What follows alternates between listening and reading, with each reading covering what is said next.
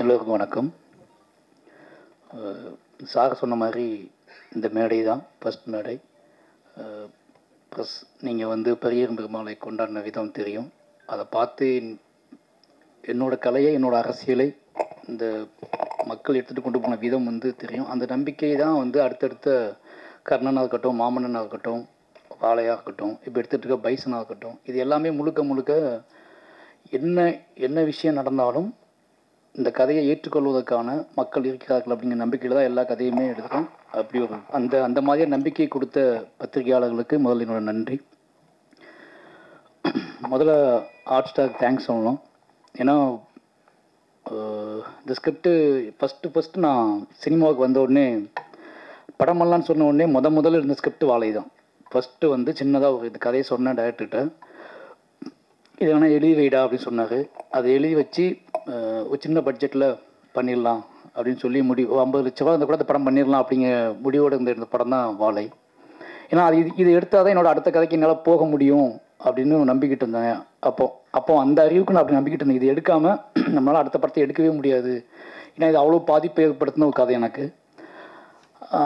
அதில் அப்போ காலப்போக்கில் வந்து என்ன ஆகி போச்சுன்னா, நான் நிறைய வாசிக்க ஆரம்பித்தேன். நிறைய படங்கள் பார்க்க ஆரம்பித்த உடனே எனக்கு தெரிஞ்சு இதை வந்து நம்ம வந்து கஷ்டப்பட்டு எடுக்கக்கூடாது, இது நல்லா எடுக்கணும், நம்ம வந்து அடித்து பிடிச்சி எடுக்கக்கூடாது, இந்த வாழையை வந்து மிக சரியானதாக டைம் கிடைக்கும் போது எடுக்கணும் அப்படின்னு முடிவு பண்ணிட்டு தான் தள்ளி வச்சுட்டு பெரிய பெருமாள் எழுத ஆரம்பித்தேன். பெரிய பெருமாள் அப்போ இதே அளவுக்கு பெயின் உள்ள கதை எழுதுவோம் தனியாக அப்படின்ட்டு பெரிய பெருமாள் எழுத ஆரம்பித்தேன். பெரிய பெருமாள் வந்து என்னோடய ஜேர்னி ஸ்டார்ட் ஆகிடுச்சு. இப்போது இந்த கதை என்ன பண்ணுறது உள்ளுக்குள்ளே அழுத்திக்கிட்டே இருந்துச்சு. பெரிய பெருமாள் ரிலீஸ் ஆச்சு, கர்ணன் ரிலீஸ் ஆச்சு, மாமன்னன் ரிலீஸ் ஆச்சு. மாமன்னன் எழுதி முடிச்சிட்டேன். அப்புறம் வந்து இந்த வாழை என்ன பண்ணுறதுன்னு யோசிச்சுட்டு இருக்கும்போது நரன் ஒரு நாள் வீட்டுக்கு வந்த ஆஃபீஸ்க்கு வந்தார். சும்மா பேசிகிட்டு இருக்கும்போது இந்த மாதிரி ஏதாவது பண்ணுங்க அப்படின்னு சொல்லும்போது நான் வாழை கதையை சொன்னேன். நீங்கள் இருக்க இவ்வளோ பிஸியில் எப்படி பண்ணுவீங்கன்னு கேட்கும்போது நான் ஏதாவது கேப்பில் நான் வந்து பண்ணிவிடுவேன். இது எனக்கு இது கதையும் தேவையில்லை, ஸ்கிரிப்ட் புக்கும் தேவையில்லை, எதுவுமே தேவையில்லை, நீங்கள் ஓகே சொன்னால் நான் பண்ணிவிடுவேன் போய் அப்படின்னு சொல்லி அப்படி தான் வாழை வந்து ஸ்டார்ட் ஆச்சு. உடனே ஹாட் ஸ்டாக் பேசினாங்க. அந்த கதையை கேட்ட அடுத்த நிமிஷமே நம்ம பண்ணுறோம் சார்னு சொல்லிட்டாங்க. நான் மாமன்னன் ஷூட்டிங்கில் இருந்தப்போ மாமன்னன் கேப்பில் அந்த படத்தை நான் வந்து மாமன்னன் ரிலீஸ் ஆக முன்னாடி இந்த படம் பண்ணி முடிச்சிட்டோம். நிச்சயமாக இந்த ஃபங்க்ஷன் வைக்கிறதுக்கு முதல் ரீசன் காரணம் என்னென்னா, ஃபஸ்ட் சிங்கிள் சும்மா சாதாரணமாக ரிலீஸ் பண்ணிடலாம். என்னோடய பசங்களுக்காக தான் அந்த ஃபங்க்ஷன் வைக்கிறது. என்னோடய பசங்கன்னா பொன்வேலுக்கும் ராகுலுக்கும் தான் இந்த ஃபங்க்ஷன் வைக்கிது. ஏன்னா அவனுங்க சின்ன பையனாக இருந்தாங்க இந்த படம் எடுக்கும்போது. இப்போ வளர்ந்துட்டானுங்க. பைசன் எடுக்க ஷூட்டிங் போயிருக்கேன். ஜூனியர் பாம்போல் நின்றுட்டுருக்கானுங்க. நீ என்ன பண்ணிக்கிட்டு இருக்க?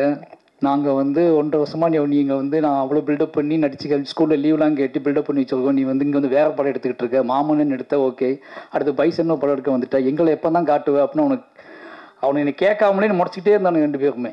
சரி இப்போ சீக்கிரமாக ஏதாவது பண்ணிவிடுவோன்னு சொல்லிட்டு தான் அந்த ரிலீஸு. அப்போது அந்த ஸ்டேஜ் ஒன்று போட்டு அவனுக்கு இதுக்கப்புறம் நிறைய லீவ் கேட்போம்ல ஸ்கூல்லலாம், அதுக்கெலாம் எவிடன்ஸ் ஒன்று க்ரியேட் பண்ணணும் அப்படிங்கிறதுக்காக தான் அந்த ஃபங்க்ஷன். அதனால் ஃபஸ்ட் சிங்கிள் சும்மா சாதாரணமாக ரிலீஸ் பண்ணதுக்கு பதிலாக அவங்கள வச்சு ரிலீஸ் பண்ணுவோம் அப்படின்னு பிளான் பண்ணி தான் ரிலீஸ் பண்ணோம். அதனால் ஹாட் ஸ்டாருக்கு ரொம்ப நன்றி. என்னை ரொம்ப பிலீவ் பண்ணாங்க. ஏன்னா ஒரு படம் நான் ஷூட்டிங் போயிட்டு இருக்கும்போது அடுத்தடுத்த கமிட்மெண்ட் அவங்களுக்கு எல்லாமே தெரியும். அதனால் வந்து இது எப்போ பண்ணுவார்லாம் யோசிக்காமல் நான் கேட்கணும் காசு கொடுத்தாங்க. போய் இந்த படத்தை நான் முடிச்சுட்டு வந்துட்டேன். இதுக்கப்புறம் இவ்வளோ கேப்பில் எனக்காக வெயிட் பண்ணுறாங்க.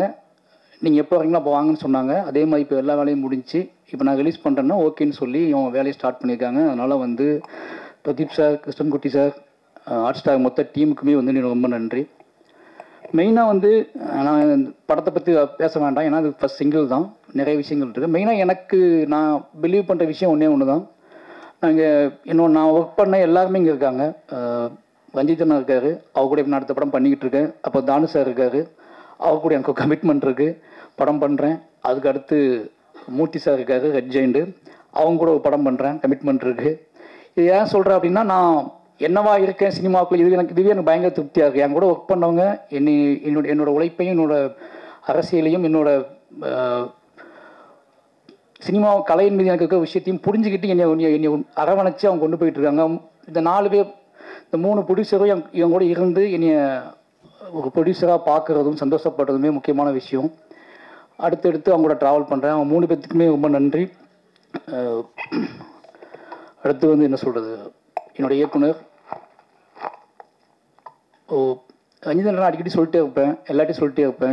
உனக்கு ஏன் இவ்வளோ பதட்டம், உனக்கு ஏன் இவ்வளோ சிக்கல், ஏன் இவ்வளோ டென்ஷன் ஆக, 4வது படம் வந்துட்டுலாம் பார்த்து பண்ணலாம்னு சொல்லுவாங்க. இப்போ கூட உதடு ஒட்ட ஆரம்பிச்சுக்க தான் பேச கூப்பிடுறாங்க. நான் நிறைய ஃபங்க்ஷனில் உதடு ஒட்டினாலே கான்ட்ரவர்ஷியலாக பேசி மாட்டியிருக்கேன். எனக்கு தண்ணி குடிக்க முதல்ல ஒட்ட ஆரம்பிச்சிட்டுனா தகடன்னு ஏதாவது பேசிட்டு போயிடுவேன். பேசிட்டு கீழே போனதுக்கப்புறம் தான் பார்த்தேன் உள்ளுக்குலேருந்து வெளியிருந்து கொட்டியிருக்கும் ஏதோ ஒன்று. நான் போகும்போது ஹிடன் பண்ணிட்டு போயிருப்பேன், ஆனால் மேலே போய் அது கொட்டியிருக்கும் பயங்கரமாக. அப்போ யோசிப்பேன், இது உள்ளே கிடந்திருக்கு, நமக்கு தெரியாமல் கிடந்திருக்கு அப்படின்னு யோசிப்பேன். அப்படி நிறைய ஃபங்க்ஷனில் நான் பேசியிருக்கேன். அதுக்கு ஒரே ரீசன் என்ன அப்படின்னா, நிறைய விஷயங்கள் ஓடிக்கிட்டே இருக்கும். ரஞ்சிதனை திட்டிகிட்டே இருப்பார், டேய் நார்மலாக இருக்கா, நீ வந்து கேஷுவலாக இருக்கு, உனக்கு எல்லா வசதியும் வந்துடுச்சு, நீ சொன்ன எல்லாமே நடக்கும், நல்ல ப்ரொடக்ஷன் வந்துட்டாங்க, ப்ரொடியூசர்ஸ் இருக்காங்க, அப்புறம் ஏன் இவ்வளோ பதட்டப்பட்டு படத்தை எடுக்கிற, இவ்வளோ வேகத்தை ஏன் போடுற அப்படின்னு கேட்பாரு. ஒரு கதையை படமாக்குவது என்றால் அந்த கதையை நம்ம ரசித்து அதுக்கான கிராஃப்டை கண்டுபிடிச்சி ஒரு படம் பண்ணலாம். பட் என்னை நானே இயக்குவது அப்படின்றது, என்னோடய வாழ்க்கையை நான் இயக்குவது அப்படிங்கிறனால வந்து எனக்கு இந்த பதட்டம் போக மாட்டேங்குது. நான் கிரியேட் பண்ணுற எல்லா கேரக்டர்ஸுமே என் வாழ்க்கையில் பார்த்த மனிதர்களாக இருக்காங்க. அவங்க இன்னும் வாழ்ந்துக்கிட்டு இருக்காங்க. அவங்க ஏதோ மூலையிலேருந்து நீ பார்த்துக்கிட்டு இருக்காங்க. அவங்க என்னை வந்து இவன் எப்படி மாறிக்கிட்டு இருக்கான், அவன் என்னவா ஆகிக்கிட்டு இருக்கான், அவன் என்ன பேசுகிறான், இவன் பேசுகிறது எவ்வளோ உண்மை இருக்குது, எவ்வளோ பொய் இருக்குது, இவன் பேசுகிறத ஏற்றுக்கலாமா, நம்பலாமா, வேண்டாமான்னு சொல்லிட்டு அவங்க கண்காணிச்சிட்டே இருக்காங்க. அதனாலேயே எனக்கு அந்த பதட்டம் வந்துகிட்டே இருக்குது.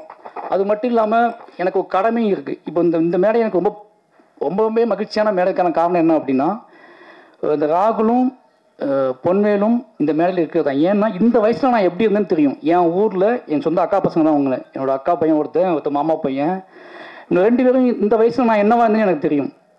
இவங்களுக்கு அங்கேருந்து கூட்டிகிட்டு வந்து இந்த மேடையில் உட்கார வச்சுட்டேன் அப்படின்னு ஒன்று இருக்குல்ல, இவனுங்க வழி தவறி போக மாட்டானுங்க.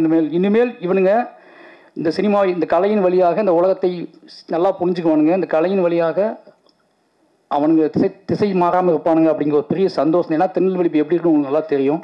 அந்த மாதிரி ஒரு ஊர்லேருந்து அவங்களை கூட்டி வந்துட்டேங்க. இவங்களை வச்சு மற்ற பசங்கள்லாம் எப்படி ஆவானுங்க, இந்த பசங்களை பார்த்து மற்ற பசங்கள்லாம் என் ஊருக்குள்ளே முதல்ல ஒரு கலை உள்ளே நுழைய போகுது அப்படிங்கிற ஒரு பெரிய சந்தோஷம் வந்து எனக்கு இப்போ அதுதான் அந்த உணர்ச்சி தான் எனக்கு பயங்கரமாக இருக்குது. ஏன்னா அவனுக்கு மண்டைக்கு அது ஓடிக்கிட்டே இருக்கும். இதுக்கப்புறம் அவனுங்களுக்கு பேசுறது, நம்ம படத்தை நடிச்சிட்டோம், நம்ம இதெல்லாம் பண்ணக்கூடாது, இதெல்லாம் பேசக்கூடாது அப்படின்னு சில ரெஸ்பான்சிபிலிட்டிலாம் வரும். ஏன்னா அந்த வயசில் நான் எவ்வளோ மூர்க்கமாக இருந்தேன்னு எனக்கு தெரியும். எவ்வளோ என் மண்டையில் தோன்ற விஷயத்துக்கெல்லாம் வந்து என்ன பதில்னு தெரியாமல் நான் பைத்தியம் முடிச்சு அலைஞ்ச வயசில் தான் அவனை உட்காந்துட்டு இருக்கானுங்க. ஆனால் அவனுங்களை நான் வேகமாக ஓடி வந்து முட்டி மோதி ஓடி வந்து அவனுங்களை நான் வந்து உருவாக்குறதுக்கான ஒரு மேடையை கிரியேட் பண்ணிட்டேன் அப்படிங்கிறது ஒரு பெரிய சந்தோஷம். அப்படி ஒரு மேடையை அமைச்சு அப்படி நீ உருவாக்குன ராம் சாருக்கு தான் ரொம்ப நன்றி சொல்லணும். ஏன்னா நீ உன்னோட வேலை வந்து படம் பண்ணி நீ ஜெயிச்சு காசு சம்பாதிக்கிறது இல்லை,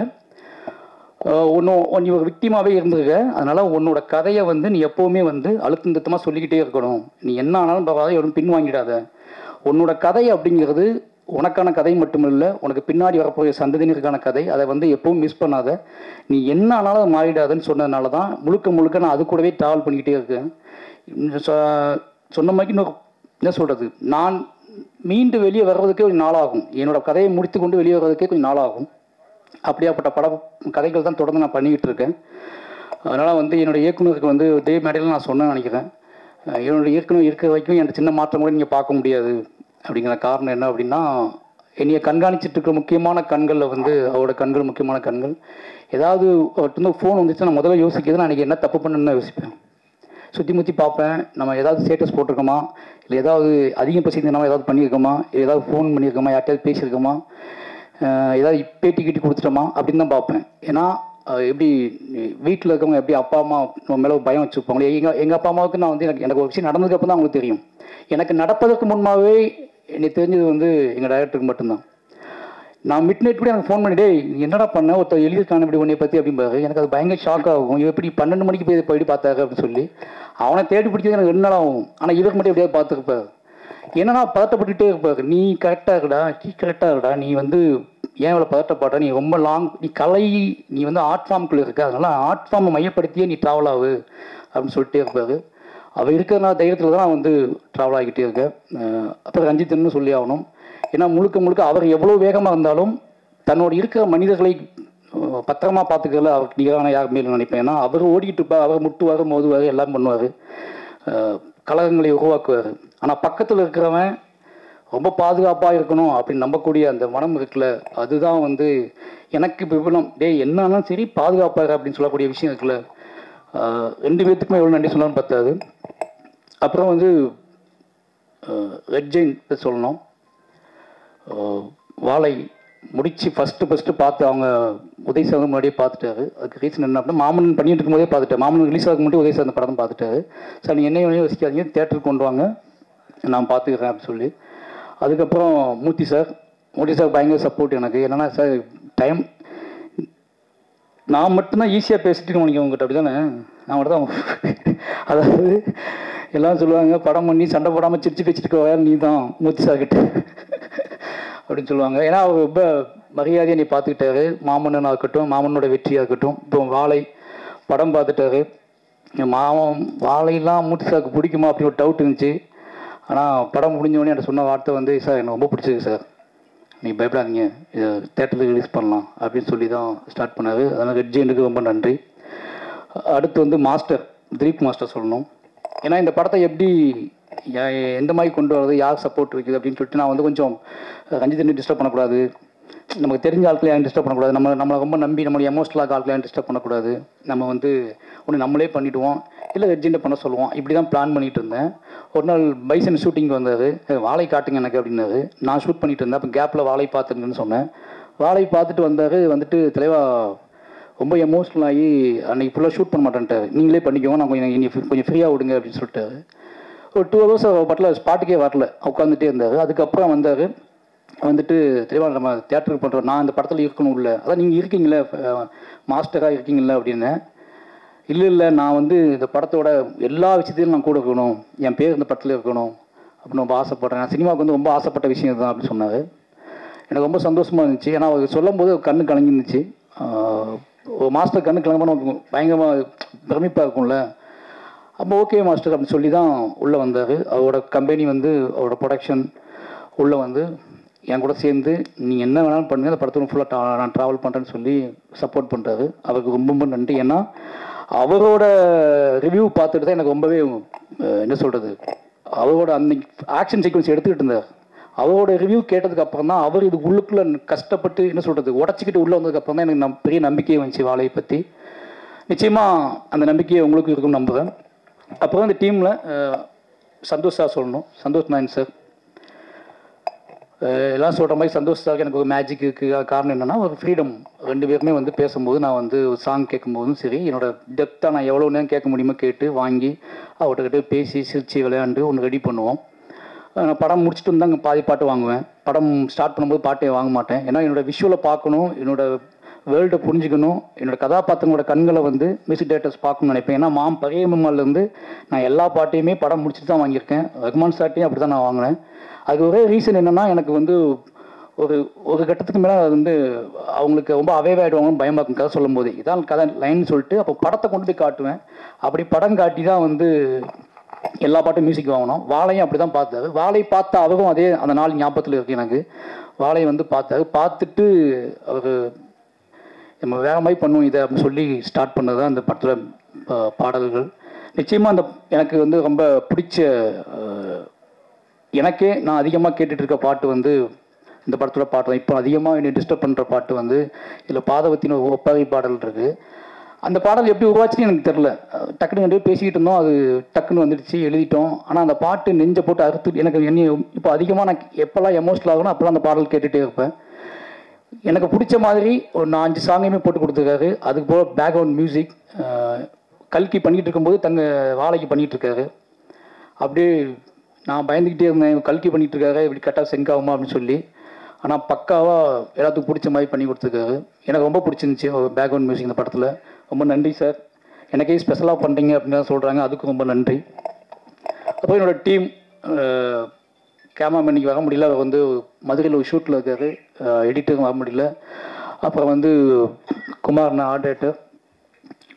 எல்லாருமே எனக்கு வந்து இது என் படம் என்னோடய விஷயம் அப்படின்னு புரிஞ்சுக்கிட்டதுனால ரொம்ப எமோஷ்னலாகவே எல்லாமே வேலை பார்த்தோம். என்னோடய ஆர்டிஸ்ட்டு நிகிலா உமல், அப்புறம் திவ்யா துரைசாமி, அப்புறம் கலையரசன், இவங்க எல்லாமே என்ன பண்ணாங்கன்னா ஒரு கட்டத்தில் வந்து விடமாட்டார், இதுதான் இந்த படத்தை எடுத்ததுக்கான காரணத்தை புரிஞ்சுக்கிட்டாங்க. இந்த பட கதை என்ன மாதிரியான கதை, இது யாரோட கதைன்னு தெரிஞ்சுக்கிட்டு எல்லா டைமும் என்னோட முகத்தை பார்த்துட்டே இருப்பாங்க. இவன் வேற ஏதாவது யோசிக்கிறான், இது வந்து சினிமாவாக நடக்காது, நம்ம சமாளிக்க முடியாது அப்படின்னு தெரிஞ்சுக்கிட்டு எனக்காக நான் சொன்னது எல்லாமே செஞ்சாங்க. எல்லாமே ரொம்ப கஷ்டப்பட்டு நடித்தாங்க. இதில் வந்து நிக்கிலாவுக்காவது கொஞ்சம் ஈஸியான கேரக்டர் தான், ஆனால் ரொம்ப நல்லா பண்ணியிருக்காங்க.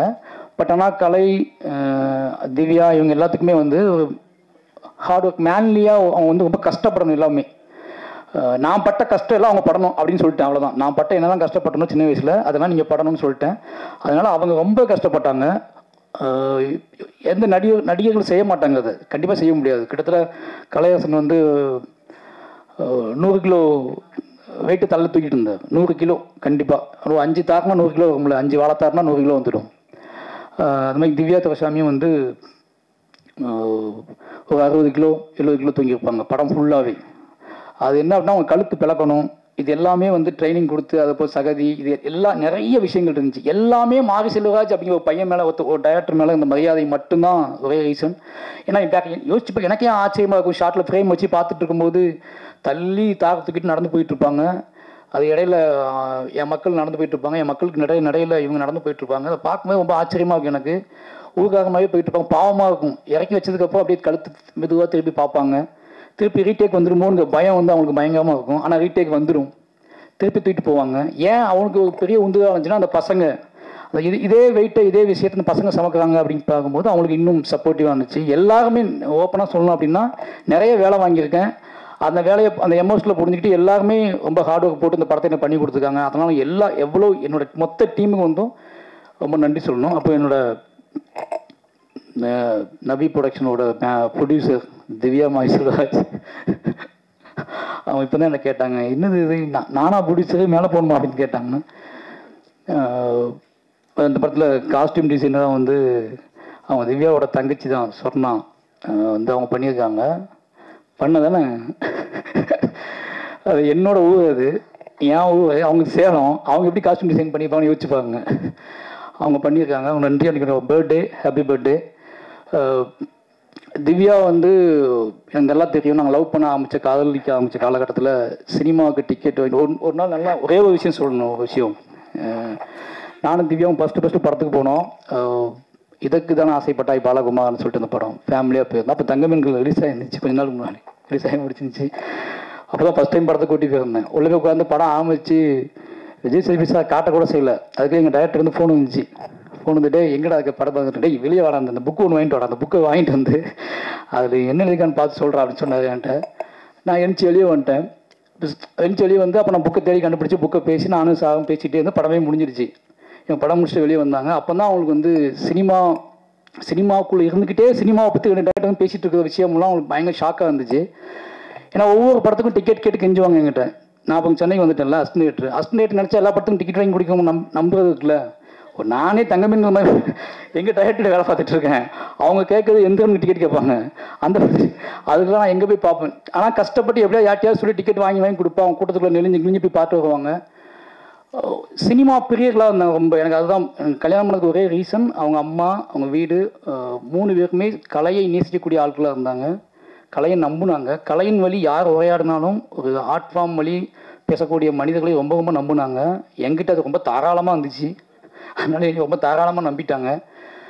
இன்றைக்கி நான் எனக்கு ரொம்ப சந்தோஷம் சொன்ன மாதிரி எனக்கு வந்து ரொம்ப எமோஷனலான ஒரே ரீசன் என்னென்னா, நம்ம ஏதோ செஞ்சுருக்கோம், ஒரு நாடக காதலின் வழி நம்ம ஏதோ ஒன்று செஞ்சுருக்கோம் அப்படின்னு ஒன்று தோணுச்சு எனக்கு. நாடக காதல்னா உங்களுக்கு புரிஞ்சுருக்கும், சாதிமை புத்தகம்னா நாடக காதல். அப்போ நாடக காதலின் வழி நம்ம ஒன்று பண்ணியிருக்கோம் அப்படிங்கிறது வந்து பயங்கரமான சந்தோஷமாக இருந்துச்சு. அந்த வகையில் வந்து இன்றைக்கி என் வாழ்க்கையில் முக்கியமான நாள். என்னுடைய காதலி, என்னுடைய திவ்யாவை வச்சு இந்த படம் அவள் மேடையில் வச்சு அவளோட பேர் போட்டு இந்த படம் வருது அப்படிங்கிறது என்னோட கதை. திவ்யா வந்து அவள் பேர் போட்டு மாரி செல்வராஜோட மாரி செல்வராஜோட வாழ்வில் நடந்த ஆகப்பெரும் துயரத்தை அவள் தயாரித்து வெளியிடுறா அப்படிங்கிறது வந்து எனக்கு என் வாழ்க்கையில் வந்து இப்படி நடக்கும் நான் நினச்சி பார்த்ததே கிடையாது. இது வந்து ரொம்ப பிரமிப்பான விஷயம். நான் இன்னைக்கு யோசிச்சுக்கிட்டே இருக்கிறது தான், இது நம்ம போடலாமா, தூக்கிடலாமா, இது பேக மாற்றிடலாமான்னு யோசிச்சுட்டு இருந்தேன். ஏன்னா அதுக்கு ரீசன் ஒரே ரீசன் தான், இது என் வாழ்க்கையில் மீள முடியாத துயரம் வாழை. நான் இன்றைக்கி வரைக்கும் மீள முடியாத துயரம் தான் வாழை. இதை வந்து நம்ம திவ்யா மனைவி பேர் போட்டு பண்ணுறமேனு யோசிச்சுட்டே இருந்தேன் ரொம்ப நாளாக யோசிச்சுட்டே இருந்தேன். அப்போ இதுதான் கரெக்டாக இருக்கும், என் பிள்ளைங்களுக்கும் என்னை புரிந்து கொள்பவர்களும் இது ரொம்ப முக்கியமான விஷயமா இருக்கும்னு நம்பி தான் இது செஞ்சோம். அதனால் இது ரொம்ப ரொம்ப ஸ்பெஷல் படமாக எனக்கு மாறிடுச்சு. கடைசியாக சொல்லணும்னா ஒன்றே ஒன்று தான், எல்லாருக்கும் நன்றி. கடைசியாக சொல்லணும் அப்படின்னா ஒன்றே ஒன்று தான், மாரி செல்வராஜ் மீது நிறைய இன்னும் கர்ணன், பரியேறும் பெருமாள், மாமன்னன் வந்ததுக்கப்புறம் கூட நிறைய சந்தேகங்கள், நிறைய வந்து குழப்பங்கள் நிறைய பேத்துக்கு இருக்கும். இது ஏன் இவ்வளோ வேகம், ஏன் இவ்வளோ எமோஷ்னல், ஏன் இவ்வளோ பேசுகிறது, என்னடா நீங்கள் மைக் அடிச்சு என்னென்னா பேசுவீங்களா, ஒரு படம் எடுத்தால் நீங்கள் பெரிய ஆட்களா, இப்படி நிறைய விஷயங்கள் இருக்கும். இதை மட்டும் தான் எடுப்பீங்களா, இதை மட்டும் தான் கேட்பீங்களா அப்படின்னு நிறைய கேள்வி வந்துகிட்டே இருக்கும். வாழை வந்து அதை பார்க்கும்போது, வாழை படம் பார்த்து முடித்ததுக்கப்புறம் என்னை நீங்கள் புரிந்து கொள்வதற்காக மட்டுமே எடுக்கப்பட்ட படம் தான் வாழை. மாரி செல்வராஜன் படைப்புகளையும் இல்லை மாரி செல்வராஜோட கேள்விகளையும் இல்லை மாரி செல்வராஜோட எமோஷனலையும் குறைந்தபட்சம் புரிந்து கொள்வதற்கான ஒரு ஸ்பேஸ், என்னை நம்புகிறவர்கள் இன்னும் ஸ்ட்ராங்காக நம்புவதற்கும், என்னை சந்தேகிப்பவர்கள் குறைந்தபட்சம் என் பக்கம் பார்வையை திருப்பதற்குமான ஒரு உரையாடலை தான் இந்த வாழைங்க படம். வாழையின் மூலமாக நான் ரொம்ப நம்புகிறது, நான் யார் அப்படிங்கிறத நான் சொல்கிறேன், அப்படிங்கிற சொல்கிறேன் அப்படிங்கிறத ஒரு பெரிய நம்பிக்கை இருக்குது. வாழை நிச்சயமாக உங்களுக்கு ரொம்ப பிடிக்கும். முதல் பாடல் ரிலீஸ் ஆகுது, அடுத்தடுத்த பாடல் ரிலீஸ் ஆகும். இந்த படம் வந்து ஆகஸ்ட் 23 சொல்லலாங்க சார், ஆகஸ்ட் 23 தேட்டர் ரிலீஸ் ஆகுது. நிச்சயமாக ஒரு நீங்கள் எங்கிட்டேருந்து எதிர்பார்த்துட்டீங்க, உங்களுக்கு தெரியும் என்ன மாதிரி மாரி செல்வராஜ்லேருந்து என்ன மாதிரி படம் எதிர்பார்த்துட்டீங்கன்னு தெரியும். நான் நிறைய பக்கம் ட்ராவல் பண்ணும்போது மக்கள் கேட்க வச்சு எனக்கு தெரியும். அந்த எதிர்பார்ப்பை பூர்த்தி செய்யக்கூடிய ஒரு படமாக வாழை இருக்கும். இவ்வளோ நேரம் வந்து எங்களோட என்ன சொல்கிறது, நிச்சயமாக இது வந்து ஒரு எமோஷனான விஷயமாக தான் இருக்கும், இது வந்து ஒரு முக்கியமான விஷயமாக தான் இருக்கும்னு நம்பி எல்லாருமே இவ்வளோ நேரம் காத்திருந்து இந்த விஷயத்தை பண்ணி கொடுத்ததுக்கு ரொம்ப நன்றி. யாராவது மிஸ் பண்ணியிருந்தா, யாராவது மறந்துருந்தா, அப்போ அருண் ப்ரொடியூசர் ஆகிட்டார். யோசிச்சு பார்த்தா 2 பேருமே இப்போ ஸ்கிரிப்டை தூக்கிட்டு அலைஞ்சிருக்கோம். பையன் ஸ்கிரிப்டை தூக்கிட்டு ஒரு 50-60 கம்பெனி அலைஞ்சிருப்போம். ஒரு 10-15 ஹீரோட்ட கதை சொல்லியிருப்பேன். அப்போல்லாம் கூட வந்து இன்றைக்கி அவர் வந்து மாவீரன் ஒரு படம் எடுத்து ப்ரொடியூசர் ஆகிட்டார். இப்போ அடுத்து ஒரு படம் நேற்று முந்தான் ஸ்டார்ட் பண்ணியிருக்காரு. இதெல்லாம் யோசிச்சு பார்க்கும்போது ரொம்ப சந்தோஷமாக இருக்குது.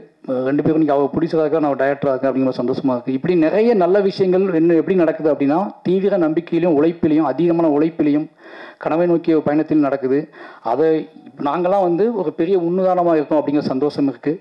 எல்லாருக்குமே நன்றி. யாரையாவது விட்டுருந்தா மன்னிச்சுக்கோங்க. நிச்சயமாக வாழை உங்கள் எதிர்பார்ப்பை பூர்த்தி செய்கிற படமாக இருக்கும். ஆகஸ்ட் 23க்காக நான் வெயிட் பண்ணுறேன். ரொம்ப நன்றி. Thank you so much, sir. It's time for group picture. Yeah, group picture. கீழே இருக்குங்க.